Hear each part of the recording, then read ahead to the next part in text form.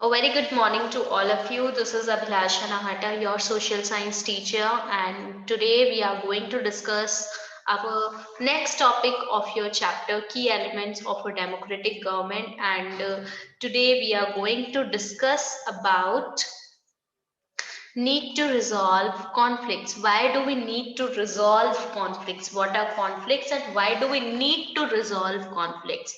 First of all, what is the meaning of resolving conflicts and what is the meaning of conflicts? Conflicts means when you have some argument, when you have some kind of fight with someone, when your viewpoints, when the viewpoints of two different persons or two different organizations are different, that is known as conflict. ठीक है, जब आपके view points नहीं मिलते हैं, आपकी कोई fight हो जाती है, आर्ग्यूमेंट हो जाती है, तो उसको हम क्या बोलते हैं? उसको हम कॉन्फ्लिक्ट बोलते हैं।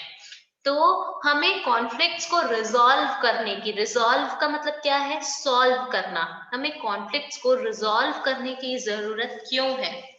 So, in Maya's story, you read about how conflicts can often lead to violence and death because one group decides that it is all right to use force to prevent the other groups from protesting. जब हम माया की story पढ़ रहे थे, आपने देखा ना कि कैसे पीटर हेक्टरसन जो थे, ठीक है, वो अपना व्यू पॉइंट रख रहे थे और जो उनके व्यू पॉइंट के अगेंस्ट में थे उससे वायलेंस क्रिएट हुआ। पुलिस ने उन पे फायरिंग स्टार्ट कर दी और उनसे पीटर हेक्टरसन की क्या है, डेथ भी हो गई थी। सो कितना प्रोटेस्ट करने से कितना वायलेंस होता है। प्रोटेस्ट करने से कितना वायलेंस है और it is not right to use force to prevent the other groups from protesting. हमें किसी दूसरे ग्रुप को प्रोटेस्ट करने से भी क्या है, रोकना नहीं चाहिए। सो conflicts occur when people of different cultures, religions, regions, or economic backgrounds do not get along with each other, or when some among them feel they are being discriminated against. Conflicts क्यों arise होते हैं? जब different culture के लोग, different religions के लोग, different regions के लोग, इकोनॉमिक बैकग्राउंड्स मतलब कि रिच और पुअर हो गया, ठीक है, ये लोग क्या है, जब इनके जो व्यू पॉइंट्स हैं, ठीक है, और उनको लगता है कि हमें कोई डिस्क्रिमिनेट कर रहा है एक दूसरे से, हमारे व्यू पॉइंट्स नहीं मिल रहे हैं, तो इससे फाइट्स होती है, आर्ग्यूमेंट्स होती है। इस वजह से कॉन्फ्लिक्ट्स क्या होते हैं, अराइज होते हैं। People may use violent means to settle their differences. ठीक है, this leads to fear and tension among others living in an area. The government is responsible for helping to resolve conflicts. Now क्या होता है, जो लोग हैं कुछ लोग जो है वायलेंस को क्या करते हैं, अडॉप्ट करते हैं कि हमारे जो डिफरेंसेस हैं वो सेटल हो जाए, इसलिए वायलेंट तरीके यूज करते हैं। कुछ लोग क्या करते हैं, इस वजह से क्या होता है, कुछ लोगों के अंदर, जो सराउंडिंग्स में जो लोग रहते हैं उनके अंदर एक फियर आ जाता है कि हम, फियर आ जाता है मतलब कि उनको लगता है कि उनको डर लगने लग जाता है कि हम कैसे, this leads to fear and tension among others living in an area, कि उनको रहने में भी डर लगता है, उनको अपनी लाइफ में भी वो पीसफुली नहीं रह पाते हैं। तो ये जो कॉन्फ्लिक्ट्स हैं उनको सॉल्व करने की रिस्पॉन्सिबिलिटी, वैसे तो हमारी भी रिस्पॉन्सिबिलिटी है, बट मेन रिस्पॉन्सिबल कौन है? The government is responsible for helping to resolve conflicts. Now let's read about some of the conflicts in our society and role of the government in resolve them. ठीक है, हम पढ़ते हैं। First of all, before going further, हम ये पढ़ते हैं। The Indian Constitution lays down the basic rules or laws that have to be followed by everyone. These laws are for both the government and the people. Conflicts and differences have to be resolved according to these laws. We will read up more about this in later classes. Okay, so हमारा जो Indian constitution है उसमें बहुत से, Indian constitution क्या है, basic rules और laws जो सबको फॉलो करने हैं, वो इंडियन कॉन्स्टिट्यूशन है। ठीक है, वो ऐसी बुक है जिसमें लिखा गया है कि क्या रूल्स है, क्या रेगुलेशंस है, क्या लॉज है। और इन लॉज के अंदर क्या है, गवर्नमेंट और लोगों की दोनों की ही ड्यूटीज लिखी गई है। ठीक है, और उसमें लिखा गया है कि ऐसे लॉज कैसे हम सोसाइटी से कॉन्फ्लिक्ट्स और डिफरेंसेस को हटा सकते हैं, रिजॉल्व कर सकते हैं। ये लॉज है, जैसे फॉर एग्जांपल हमारे कॉन्स्टिट्यूशन में एक लॉ है अनटचेबिलिटी को रिमूव, ठीक है। अनटचेबिलिटी इज लाइक ये अनटचेबिलिटी जो है आपके लॉ में मेंशन नहीं है कि हमें अनटचेबिलिटी नहीं करना है, अनटचेबिलिटी को बैन करता है, ठीक है। तो अगर कोई अनटचेबिलिटी करता है तो उसके लिए क्या है, आप कोर्ट में जा सकते हो और क्या कर सकते हो, उसके लिए एक पनिशमेंट भी होगी, ठीक है। तो इंडियन कॉन्स्टिट्यूशन जिसमें गवर्नमेंट और पीपल दोनों को ही क्या है कि हम कैसे चीजें अडॉप्ट कर सकते हैं, कैसे लॉज का यूज कर के ये जो कॉन्फ्लिक्ट्स हैं कंट्री से हटा सकते हैं, हमारे सराउंडिंग से हटा सकते हैं। Religious processions and celebrations can sometimes lead to conflicts. Now देखिए, religious processions and celebrations can sometimes lead to conflicts. जो religious processions हैं या फिर religious celebrations हैं, इस वजह से कभी-कभी क्या होता है, कभी-कभी बहुत सारे conflicts हो जाते हैं। Procession का मतलब क्या होता है? Procession का मतलब बढ़ना, ठीक है। A number of people or vehicles moving forward in an orderly fashion, ठीक है, specially as a part of ceremony. तो ये क्या हो रहा है, एक प्रोसेशन है। प्रोसेशन का सिंपल मीनिंग अगर आपको मैं बताऊं तो इसका मतलब है मार्च करना, ठीक है, मार्च करना। जैसे बहुत सारी व्हीकल्स, बहुत सारी जो कार्स हैं वो परेड करते हुए, रैली निकालते हुए चलती है ना। जैसे हम कोई भगवान की रैली निकल रही है, ठीक है, तो वो रैली निकाल रहे हैं, गाड़ियों में जा रहे हैं। तो इस और सेलिब्रेशंस के वजह से भी बहुत बार क्या होता है, कॉन्फ्लिक्ट्स अराइज हो जाते हैं। For example, the route a procession takes may lead to a conflict. एक ऐसा रूट देखो, वेयर इज योर पेंसिल, ठीक है, ये एक एरिया है, ठीक है, यहाँ पे सर्टेन कम्युनिटीज के लोग रह रहे हैं, ठीक है, उनका काम धंधा सब चल रहा है, ठीक है। अब यहाँ से परेड निकलते हुए जा रही है, अब इससे यहाँ पे क्या होगा, अब गाड़ियां भी तो आती रहती है ना, गाड़ियां भी आएगी, तो इस वजह से यहाँ पे क्या होगा, बहुत सारा क्या है, ट्रैफिक लग सकता है, ठीक है। तो यहाँ पे ये जो रूट है, इससे कॉन्फ्लिक्ट हो सकता है, ठीक है। The government, particularly the police, play an important role in getting representatives of concerned communities to meet and try and arrive at a solution. At times there is fear that violence may erupt with people throwing stones or trying to disrupt the procession. The police is responsible for ensuring that violence does not take place. ठीक है। अब देखिए, मैंने आपको बताया ना, एक ये सर्टेन कम्युनिटीज यहाँ पे रह रही है, ठीक है। अब आप ये बोल सकते हो बाजार है यहाँ पे, और यहाँ से ये रैली निकल रही है, कार वार आ रही है, और हो सकता है नॉर्मल पीपल यहाँ से जा रहे हो, उनको अब प्रॉब्लम अराइज होगी। अब ये जो दुकानें जिसकी है उनको भी प्रॉब्लम होगी कि हम ये हमारी दुकान के सामने से ऐसे रैली निकाल रहे हैं, और तो उन लोग को प्रॉब्लम्स होगी। और इस वजह से क्या है, कभी कभी वो पत्थर मारते हैं, कभी ये जो रैली है उसको रोकने की कोशिश करते हैं, ठीक है। बहुत और भी दूसरे रीजंस हो सकते हैं। तो यहाँ पे कौन रिस्पॉन्सिबल है, पुलिस को अपॉइंट किया गया है, पुलिस रिस्पॉन्सिबल है कि यहाँ पे वायलेंस ना हो और सब कुछ अच्छे से चले, ठीक है। और वो कभी कभी सोल्यूशंस पे भी आते हैं कि जो भी पर्टिकुलर पर्सन जो ये रैली करवा रहा है, वो उससे बात करने की कोशिश करते हैं और बोलते हैं कि हम इजी, जिससे लोगों को भी परेशानी ना हो और आप लोग भी अपनी रैली कर सके, ऐसा कोई मेथड वो निकालने की कोशिश करते हैं। ओके ये एक हो गया रीजन कि आपसे पूछ लिया what are some of the ways through which conflicts occur, तो रिलीजियस प्रोसेशंस एंड सेलिब्रेशंस हो गया, can sometimes lead to conflicts, ठीक है। और अगर मैंने बोल दिया how religions and processions and celebrations can sometimes leads to conflicts, तो आपको एग्जांपल देते हुए ये समझाना है, ठीक है। Now rivers too can become a source of conflict between states. अब देखिए, रिवर्स की वजह से दो स्टेट के, so first of all India has 28 states and 9 union territories, ठीक है। बट अब रिवर्स तो ये नहीं बोलेगी ना कि मैं मध्य प्रदेश में हूं तो खाली मध्य प्रदेश में मतलब मध्य प्रदेश से ही फ्लो करूंगी, नहीं, रिवर तो ये नहीं बोलेगी, ठीक है। तब रिवर तो अपना रास्ता लेगी, अलग अलग स्टेट से जाएगी, क्योंकि स्टेट्स तो हमने बनाए हैं। अब नेचर ने तो सब कुछ इक्वली बनाया ना, मतलब कि कोई कहीं से, अब रिवर तो कहीं से भी बहेगी, हम उसका रास्ता नहीं बदल सकते, हम उसका फ्लो नहीं बदल सकते। तो देखिए कभी कभी जो रिवर्स है दो स्टेट्स के बीच में कॉन्फ्लिक्ट्स करा देती है।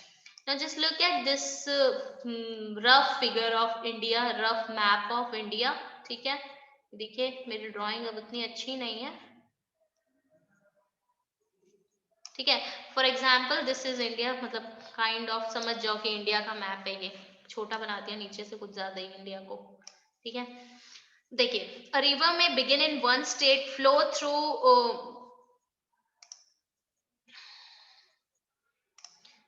एक रिवर जो है एक स्टेट से दूसरे स्टेट में जाती है, फ्लो होती है, और थर्ड स्टेट में क्या होती है, एंड करती है। The sharing of river water between different states that the water goes through is becoming an issue of conflict. अब देखिए, अब ये तीन स्टेट से क्या कर रही है, पहले स्टेट से यहां से स्टार्ट हो रही है, मैं देखिए यहां से स्टार्ट हो रही है, ठीक है। अब यहाँ से स्टार्ट होते हुए यहाँ पे आ रही है, ठीक है, यहाँ पे हो रही है, और थर्ड तमिलनाडु में जाके एंड हो रही है। कि महाराष्ट्र से स्टार्ट हुई है, फिर बीच में आपका तेलंगाना में आई है, ठीक है, कर्नाटका में आई है, फिर बोल सकते हो कि फिर तमिलनाडु से वो जा रही है, ठीक है, एंड हो रही है। तो अब रिवर का पानी कौन सा स्टेट कितना पानी यूज करेगा, this is just an example, okay. कौन सा स्टेट कितना पानी यूज करेगा, कभी कभी ये कॉन्फ्लिक्ट अराइज हो जाता है स्टेट्स के बीच में। एक एग्जांपल गिवन है, you may have heard about the Kaveri water dispute between Karnataka and Tamil Nadu. अब देखिए दो स्टेट्स है, कावेरी वाटर और कावेरी, दो स्टेट्स है कर्नाटका और तमिलनाडु। अब इन दोनों स्टेट्स में कावेरी का पानी कौन कितना यूज करेगा, इसके लिए क्या है, कॉन्फ्लिक्ट अराइज हुआ है, ठीक है। ये भी मैं फिर से एक मैप बनाते हुए आपको समझाने की कोशिश करती हूँ, ठीक है। Suppose this is the map of India, ठीक है। अब देखिए कर्नाटका, दिस इज,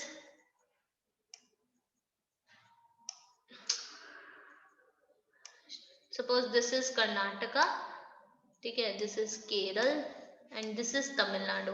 अब जो ये आपका कर्नाटका से कावेरी पानी है, जो कावेरी वाटर है, वो कैसे बहते हुए आ रहा है, वो ऐसे बहते हुए आ रहा है, ठीक है, और ऐसे बहते हुए आ रहा है। अब दोनों ही स्टेट में रिवर फ्लो कर रहा है। अब इन दोनों के बीच में क्या डिस्प्यूट था कि कौन कितना पानी यूज करेगा कावेरी का। The water stored in Krishna Raja Sagar dam in Karnataka is used for irrigating a number of districts and for meeting the needs of the city of Bengaluru. The water stored in Metter Dam is in Tamil Nadu is used for crops grown in the delta region of that state। ठीक है।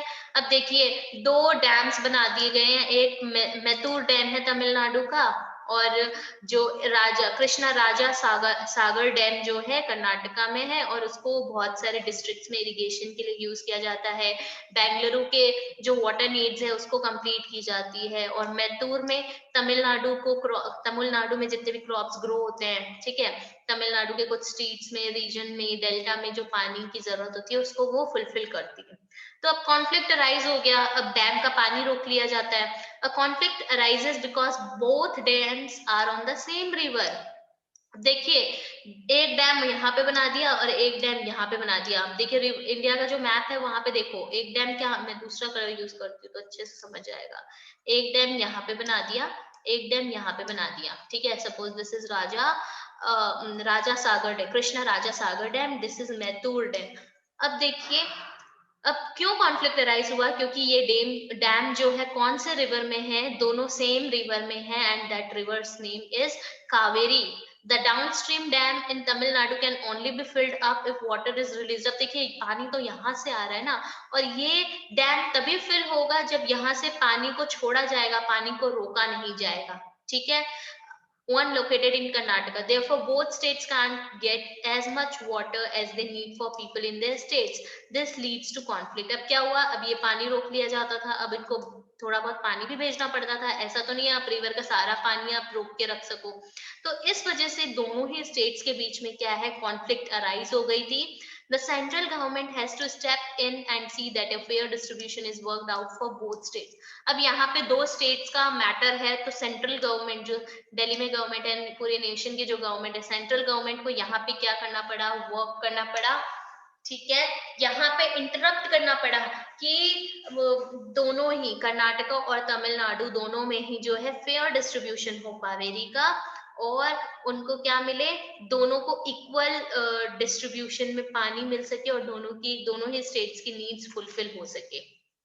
ठीक है, तो ये conflict था, और यहाँ पे ये देखिए, ये quit quite flows the Kaveri despite being at the center heated conflict between two states for the last 30 years। देखिए, ये कावेरी वाटर का एक पिक्चर है, ठीक है, एक कहीं से ये पिक्चर ली गई है, बहुत ब्यूटीफुल है ये प्लेस जो भी है।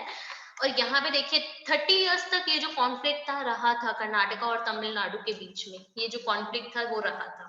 ठीक है, तो देखिए हमने दो एग्जाम्पल पढ़े और उससे पता चला कि रिजॉल्व करने की जरूरत क्यों है, और गवर्नमेंट ने यहाँ पे कैसे रिजॉल्व किया। यहाँ पे पुलिस ने किया, गवर्नमेंट ने पुलिस को अपॉइंट किया, और पुलिस ने इस रिलीजियस प्रोसेशन को क्या किया है, रिलीजियस प्रोसेशन से जो प्रॉब्लम अराइज हो रही थी, पुलिस को यहाँ पे लगा के सोल्यूशन निकाला। और यहाँ पे सेंट्रल गवर्नमेंट ने खुद ने क्या किया, स्टेप किया, और यहाँ पे इन्होंने क्या किया, फेयर डिस्ट्रीब्यूशन हो सके बोथ स्टेट्स में, इसलिए उन्होंने यहाँ पे स्टेप इन किया और कॉन्फ्लिक्ट को रिजॉल्व किया। और ये देखिए, इस कॉन्फ्लिक्ट में 30 इयर्स लग गए थे इस कॉन्फ्लिक्ट को सॉल्व करते करते। ठीक है, now equality and justice our next topic. ठीक है, इक्वालिटी और justice, what is equality and what is justice. One of the key ideas of a democratic government is its commitment to equality and justice. Now, first of all, what do you mean by the term equality and what do you mean by the term justice? Okay, equality and justice, क्या होता है equality और क्या होता है justice? ठीक है, तो democratic government में equality means every person is equal before the law, सबको इक्वल अपॉर्चुनिटीज मिले। ठीक है, सबको क्या, सब everyone is on the same path. ठीक है, सबको इक्वली ट्रीट किया जाए। ठीक है, ऐसा ना हो कि किसी को कोई रिच है तो उसको ज्यादा अच्छे से ट्रीट किया जाए, पुअर है तो उसको डिस्क्रिमिनेट किया जाए। ठीक है, दैट इज नॉट इक्वालिटी। ठीक है, equality means we have to follow the rules and regulations, we all the rules and regulations are same, are equal for everybody. ठीक है, we have to follow all the norms etcetera etcetera. Okay, and justice क्या होता है, जब हमें न्याय मिले, तो न्याय भी क्या है, न्याय जस्टिस मिले, मतलब अगर कुछ हमारे साथ बुरा हो रहा है तो हमें क्या मिले, हमें जस्टिस मिले, हमें उसका कोई सोल्यूशन मिले। So equality and justice are inseparable, equality और जस्टिस इनसेपरेबल है। How, for example, equality means everybody is equal before the law, तो एंड जस्टिस मींस सबको न्याय मिलना चाहिए। ऐसा नहीं है कोई रिच है तो उसको जस्टिस मिल गया और जो रिच नहीं है उसको जस्टिस नहीं मिला, तो यहाँ पे इनइक्वालिटी हुई ना। So that's why equality and justice are inseparable. Okay, the earlier practice of untouchability is now banned by law. This group of people were denied education, transport or medical facilities, and even the chance to offer prayers. पहले क्या है, India में untouchability को follow किया जाता था। ठीक है, तो अब लॉ की वजह से हमारे इंडियन कॉन्स्टिट्यूशन में एक ऐसा लॉ है जिसने अनटचेबिलिटी को क्या कर दिया, बैन कर दिया। और ये ऐसे लोग जो अनटचेबल माने जाते थे, जब प्रैक्टिस की होती थी अनटचेबिलिटी की, तो उसमें क्या होता था, उनको एजुकेशन नहीं मिलती थी, उनको transport facilities, medical facilities equal नहीं मिलते थे। ठीक है, जैसे हमने साउथ अफ्रीका का एग्जाम्पल पढ़ा था ना, ब्लैक्स, इंडियंस, कलर्ड के साथ अलग ट्रीट किया जाता था और व्हाइट्स को बहुत अच्छी अच्छी फैसिलिटीज मिलती थी। तो जस्ट लाइक दैट क्या होता था, जो ग्रुप ऑफ पीपल थे, कुछ जो जिनको अनटचेबल माना जाता था, उनको एजुकेशन से डिनाई किया जाता था। ठीक है, ट्रांसपोर्ट फैसिलिटीज नहीं मिलती थी, मेडिकल फैसिलिटीज और बहुत सारी चीजें, और कुछ लोगों को तो टेम्पल के अंदर भी नहीं जाने दिया जाता था, या फिर जैसे कोई रिलीजियस प्लेस में भी जाके उनको प्रेयर्स करने की भी इजाजत नहीं थी। सो डॉक्टर अंबेडकर कौन है, who is doctor Ambedkar? Doctor Bhimrao,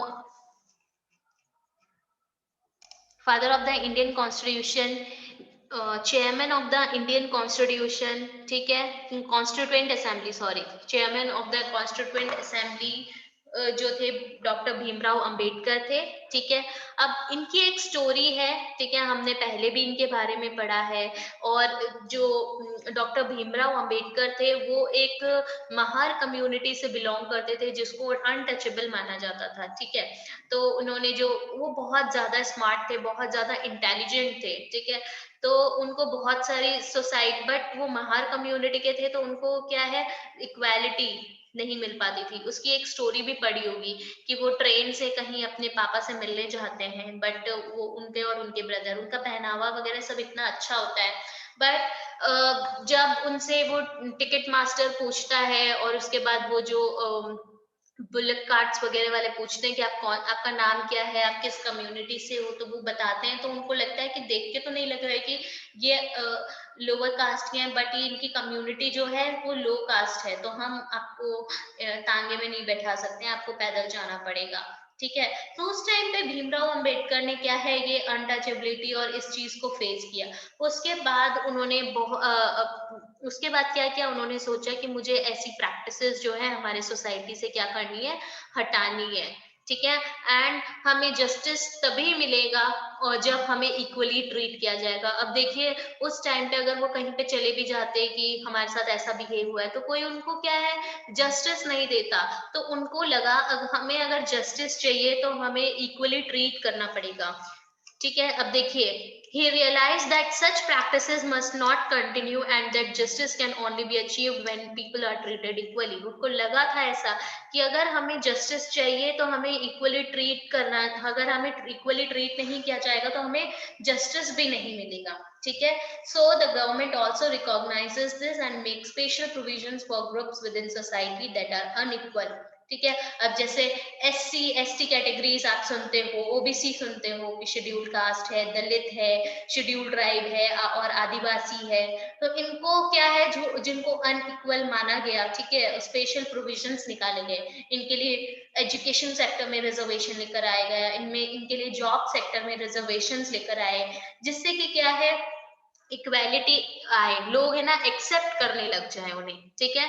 so for instance in our society there is a general tendency to value and care for the boy child more than the girl child. अब देखिए, आज की डेट में इतना नहीं होता है, हो सकता है कुछ लोग फेस भी करते होंगे कि हमारी जो सोसाइटी है, सोसाइटी में एक ये जनरल टेंडेंसी है कि हम ना बॉय चाइल्ड को ज्यादा वैल्यू करते हैं और केयर करते हैं as compare to girl child, ठीक है। आज की डेट में इतना देखने को नहीं मिलता है, बट पहले की डेट में ऐसा बहुत देखने को मिलता था कि ना बॉय चाइल्ड जो है उनको वैल्यू और केयर केयर ज्यादा मिलता था और गर्ल चाइल्ड को नहीं मिलता था। तो ये क्या है, डिस्क्रिमिनेशन है ना, इनइक्वल तो नहीं है, तो अनइक्वल तो नहीं है ना। तो इसलिए इक्वालिटी लाने के लिए क्या है, हमें ऐसी सोसाइटी में हमें रिकॉग्नाइज करना पड़ेगा कि हमें किसके लिए स्पेशल प्रोविजंस की जरूरत है। अब देखिए, बहुत जगह वुमेन की, गर्ल्स की बहुत ज्यादा क्या है, उनके लिए स्पेशल प्रोविजंस है। ऐसा क्यों किया गया, क्योंकि उनको इक्वली ट्रीट नहीं किया जाता था, that's why. So this means that society does not value the girl and the boy child equally, and this is unjust. In this context, the government steps in to promote justice by providing special provision that can enable girls to overcome the injustice that they are subjected to, ठीक है। अब पहले, अब equally treat नहीं किया जा रहा था, वैल्यू नहीं दी जा रही थी गर्ल चाइल्ड को। तो अब गवर्नमेंट ने ये सोचा कि गवर्नमेंट को कुछ ऐसे स्टेप्स लेने पड़ेंगे जिससे कि एक कुछ स्पेशल प्रोविजंस लाने पड़ेंगे, जिससे कि क्या होंगे, जो गर्ल चाइल्ड है उनको जस्टिस मिल सके और वो इक्वली एक्सेप्टेबल हो, इक्वली ट्रीट किया जाए उनके साथ। Thus, it is possible that fees for girls might be waived और लोअर्ड इन गवर्नमेंट स्कूल्स और कॉलेजेस। और इसीलिए हम बहुत से गवर्नमेंट कॉलेजेस में, गवर्नमेंट स्कूल्स में देखते हैं कि जो गर्ल चाइल्ड की फीस होती है as compare to boy child, वो कम होती है, ठीक है। तो ये किस लिए किया गया है, जिससे कि अब जैसे पहले के लोग क्या होते थे, या फिर कुछ सोसाइटीज ऐसी होती थी जो क्या करती थी, मानती थी कि गर्ल्स का पढ़ना इतना इम्पोर्टेंट नहीं है, ठीक है। अब आप अगर एक मूवी है स्वदेश, अगर कभी आपने देखी है या कभी देखने का मौका मिले तो देखना, उसमें एजुकेशन के लिए वर्क करते हैं वो, ठीक है। तो अब वो बोलते हैं कि गर्ल्स पढ़ लिख के क्या करेगी, बट वो फिर वो इसकी इम्पोर्टेंस बताता है। तो इसलिए भी कि इक्वली ट्रीट नहीं किया जाता था गर्ल्स को, तो इसलिए उनकी फीस गवर्नमेंट स्कूल्स और कॉलेजेस में एज कंपेयर टू बॉयज, इसके लिए ये one of the special provision है जिससे कि लोग क्या है इनकरेज हो, ठीक है। कुछ गवर्नमेंट स्टेप्स के थे कि अगर आप गर्ल चाइल्ड को पढ़ाओगे अपने तो हम उनको लैपटॉप देंगे, तो हम साइकिल देंगे, मतलब ये एक प्रोविजंस थे जिसके वजह से एटलीस्ट वो पढ़ाए तो सही। तो इक्वालिटी लाने के लिए कुछ स्पेशल प्रोविजंस जो है किए जाते हैं। So class, this is all about this chapter. Now, if you have any, please read this chapter, and if you find any problem, you can approach to me. Okay? So we will discuss your doubts tomorrow. Thank you so much for joining the class.